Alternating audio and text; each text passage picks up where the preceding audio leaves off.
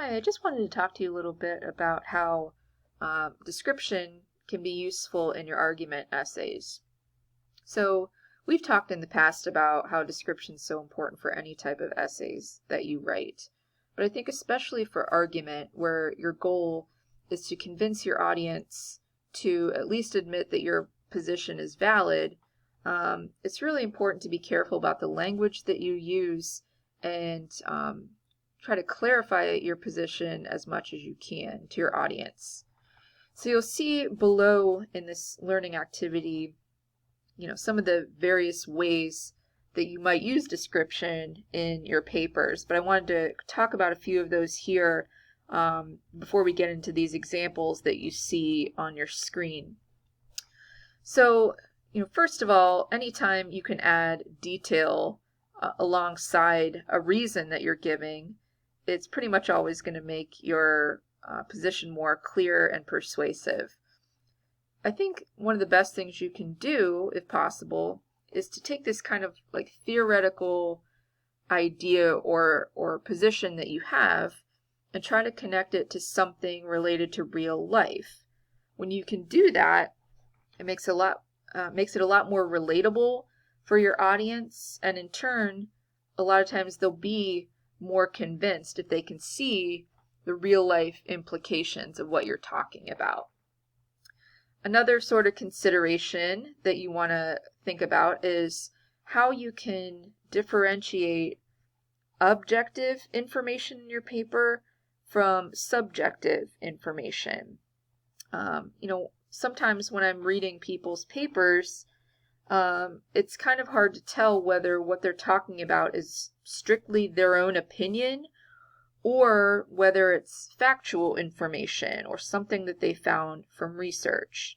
If you're doing a good job of citing and using signal phrases when you write, it's much easier to tell whether this is outside information or whether it's you reporting stuff rather than stating an opinion. But again, just be careful with that. Kind of making sure that there's a shift in tone when you go from something that's just fact to your own opinion. It should sound different. So this is stuff that you can catch, especially when you're in the revision process. Try to, as much as you can, pretend that you're your audience, right? Take yourself out of it for a minute and say, if I weren't the writer of this paper, would I be able to tell whether this is opinion or fact? If not, you probably need to make some changes. Another thing to think about, kind of going along those same lines, is thinking about how you're going to navigate presenting your own view versus presenting opposing positions.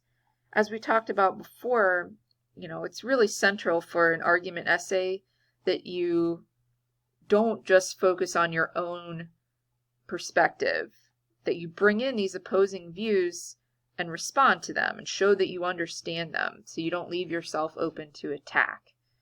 Again, what sometimes happens when I'm reading papers is, I can tell students are trying to bring in opposing views, these views that they don't necessarily agree with.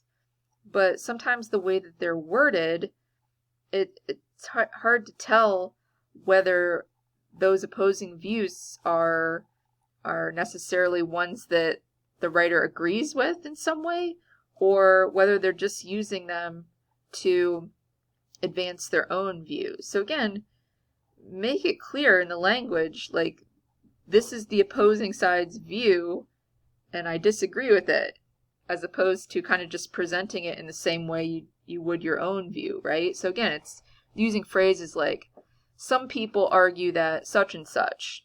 Just by using that little phrase, it shows I don't argue this. This is what somebody else argues. And again, it's a matter of like responding to those views. Like, do you agree with it? Disagree with this position? Do you sort of agree but think about it differently? These are things to let your audience know very clearly. And then finally, we talked about this issue when you guys did literacy narratives, but creating a dominant impression for your audience can be really important as well. Remember that you have a lot of control as a writer, and your audience is only going to feel what you lead them to feel, if that makes any sense. So let the audience know what you want them to do with this information you're giving them, right? If you're making a call to action and you want your audience to go out and do something, make that clear. If you want the audience to feel angry or outraged, the language that you use can convey that. If you want them to feel sad or sympathetic, again, your language choices can lead them in that direction. And that's really the use of that pathos that we talked about when you guys did textual analysis essays a while ago. The three main ways that you can convince anybody are using logos, pathos, and ethos. So think about whether you're using all of those things in your paper. If not, the more of those strategies you can use, probably the more convincing your paper is going to be, right? So again, these are all things to mull over when you're in this revision process for your argument.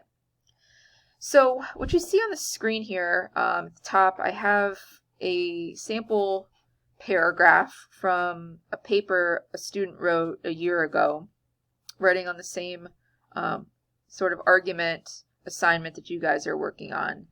He chose to write on this topic of physician-assisted suicide, or what's sometimes called euthanasia. And he's taking the position that this should be legal, and that people who are have chronic illnesses should be allowed to choose this option and legally end their lives if they want to, right? So I'm going to read it in a second here, but what I want you to take notice of is how he uses a real-life scenario as a way to help support his view, okay? So let me just read it, and then I'll talk about it for a second after. In order to understand the position of those who want physician-assisted suicide to be legalized in their state, you first need to picture this morbidly depressing scenario with all your imaginative might. You immediately get told from your doctor that you only have a few months left to live because you are dying from an insufferable illness with no cure. You're now faced with a tough and cruel choice. Would you rather live out the remaining months of your life writhing in the unavoidable pain until imminent death takes you, or would you rather have things end quickly so you don't have to suffer any longer? These are the only two choices these patients are forced to deal with, and they have to choose one of them. A lot of these patients, if not all, are already unfortunately doomed to die from their fatal diseases. Why not help these poor innocent souls end their immeasurable suffering? Until there's a known cure or vaccine for each and every single one of these diseases, this is the only way we can really help them from escaping the suffering they would have to endure. The patients want to die, are doomed to die, and feel an insufferable amount of pain. So why stretch out their misery any longer? We should let doctors do the noble act of honoring their requests and letting the patients be free. These people aren't bad people, as they did not deserve it at all to be cursed with their fatal illnesses. But now that they are, it happens to be that there's no way out from this pain for them except dying sooner. So I don't think this is a perfect paragraph or anything like that. He hasn't brought in any opposing views yet. He hasn't brought in any research yet. He does this later in the paper. But what I think works really well is him giving the audience this hypothetical scenario and asking these questions that force us to really think about, like, would we want this choice, right? He even uses these words like you, directing us to really think about putting ourselves in this position. So again, just know this might be a way to really draw in your audience by using some sort of hypothetical scenario, giving real life examples. All that stuff really helps to engage your reader. So let's look at another example on a totally different topic. I think this one is a little less successful because of the language and how we probably need a little bit more description in order to understand it better. So I think it's a perfectly fine topic and fine position, but you'll see when I read it that we get kind of bogged down by the language. So this writer is talking about this acronym BLM and how it's being appropriated by this group called Blue Lives Matter, rather than Black Lives Matter. She's talking about how she thinks that is a big problem. So let me read what she wrote here and then talk a bit about how I might go about revising it a bit. Should BLM stand for more than one thing? No, BLM should stand for Black Lives Matter and Black Lives Matter only. It's frustrating to blacks all across the world because it feels as if the agenda is being moved. To say that any life matters is to assert that a particular life was thought to not matter. So to say that Black Lives Matter would assert that historically society has acted as though cops' lives don't matter. As for Black Lives Matter, historically whites have acted as though Black lives don't matter. This can be seen through the lynchings of African Americans from 1882 to 1968, the institution of slavery, the institution of the prison system, police brutality, and much more. It's said that all men are created equal. However, society knows that that phrase wasn't meant to apply to black men, black women, nor women, period. Yet all men were said to be created equal. So it's like, wait a second, just in case they're not talking about black lives at this time, it needs to be specified that black lives do in fact matter. So, again, this is a topic and view, I think, that has potential, and I tend to agree with this writer. But I think the problem, well, first I'll talk about what I think does work. Right here, she's trying to make this point that there are things that have been done in American society that imply to people that black lives haven't really mattered. She mentions these examples of like lynchings, slavery, prison system. So I think that's good that she's giving examples to support what she's saying. I think the bigger problem is though, and she kind of can't help this just because of this Lives Matter repetition, but she uses a lot of this Black Lives Matter, Blue Lives Matter so much that it gets a little bit confusing when you're hearing it, right?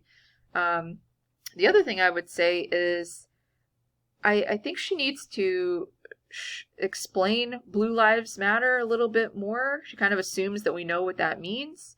And what I think would help is if she gave a little bit more description of what Black Lives Matter supporters believe so that she can show that she understands that position, but she just disagrees with it, right? So I decided to do a revision of this. And again, it's, not exactly what she's saying here, but I want to show you how you might specifically bring up an opposing view and then turn it as a way to support your own position, okay? So this is the one that I wrote. Oops. Let me go up here. The Blue Lives Matter movement should not be appropriating the BLM acronym from Black Lives Matter, because doing this confirms what black people have asserted for years, that the concerns of African Americans are often not taken seriously, and that the powerful majority put their own interests at the center of American society. Blue Lives Matter is a counter-movement to Black Lives Matter that advocates for the protection of police officers in response to the shootings of officers in the last several years.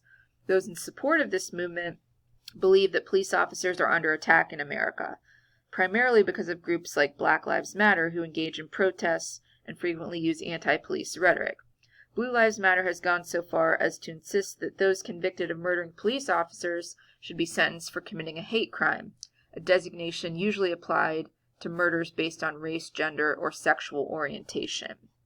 So all I'm doing up to that point is just saying, here's what Blue Lives Matter people believe.